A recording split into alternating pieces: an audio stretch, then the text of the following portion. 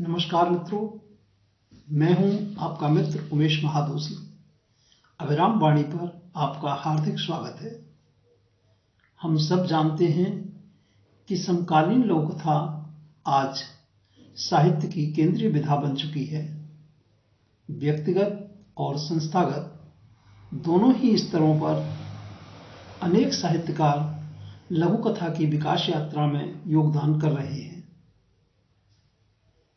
अत्यंत सुखद और सकारात्मक बात यह है कि मूल रूप से अन्य विधाओं में सृजनरत रचनाकार अपने अनुभवों, तकनीक और रचनात्मकता के साथ आज बड़ी संख्या में लघुकथा सृजन से जुड़ रहे हैं।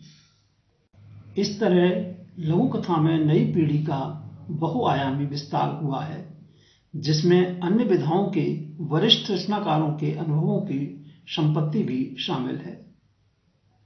समय के साथ लघुकथा के महत्व और आवश्यकता को समझते हुए ऐसे जिन लेखकों ने प्रमुखतः 21वीं सदी में लघुकथा को समृद्ध करने का काम किया है, उनका योगदान अलग से रेखांकित किया जा सकता है।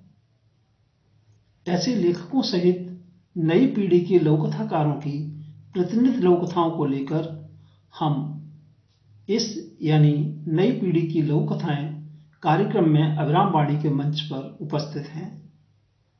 इस मंच पर सहभागिता दर्शाने वाले सभी मित्रों का स्वागत है, अभिनंदन है।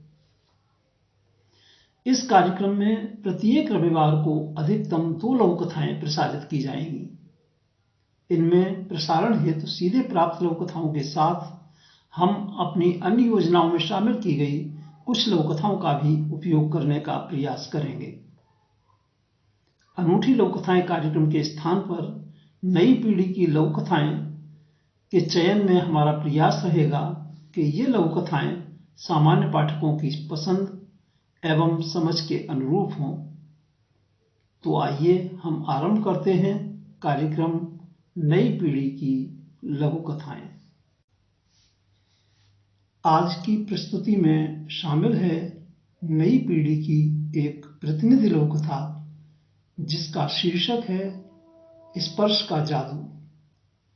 सुश्री विनीता मोटलानी जी की इस लघुकथा का वाचन उमेश महादोशी यानी मेरे द्वारा किया जा रहा है।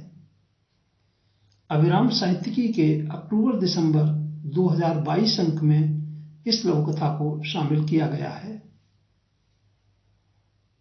तो प्रस्तुत है सुश्री विनीता मोटलानी जी की लघुकथा स्पर्श का जादू। प्रखर बेहद तनाव की स्थिति में टेबल पर बैठा मोबाइल में कुछ देख रहा था। तभी दादाजी चश्मे को ठीक करते हुए उसके पास आकर बैठे।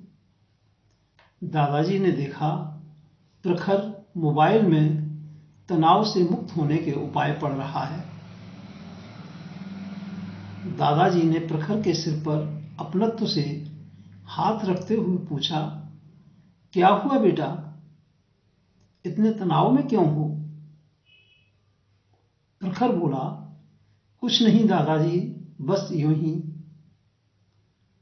नौकरी के लिए इंटरव्यू देते देते थक गया हूं, इसलिए थोड़ा तनाव हो रहा था। दादाजी बोले, मोबाइल में तनाव से मुक्त होने की जो उपाय लिखे हैं, क्या वे तुमने किए? प्रखर बोला, हाँ, वही ट्राई कर रहा था।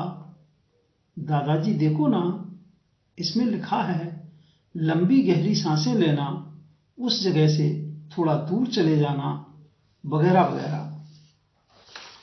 दादाजी ने उसका हाथ अपने हाथ में लिया और बोले, आंखें बंद करके मेरे साथ ओम का उच्चारण करो। दादाजी धीरे धीरे ओम का उच्चारण करने लगे। इसके पश्चात दादाजी ने संस्कृत के कुछ श्लोक भी पढ़े। अब दादाजी ने प्रखर से कहा, आंखें खोलो। आंखें खोलते ही प्रखर बोला, दादाजी मुझे सच में बहुत अच्छा लग रहा है। दादाजी मुस्कुराकर बोले, कभी कभी हर समस्या का समाधान मोबाइल में नहीं मिलता है। इतना कह मुस्कुराते हुए दादाजी ने एक बार फिर अपना हाथ प्रखर के सिर पर रखा। स्पर्श का जादू काम कर गया।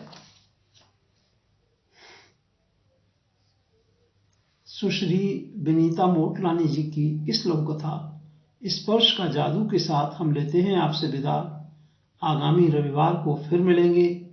नई पीढ़ी की लघु कथाएं कार्यक्रम की श्रृंखला को आगे बढ़ाने के लिए आप अपनी नियमित योजनाओं में सफल हों, जीवन में भरपूर ऊर्जा और उत्साह से आनंदित रहें।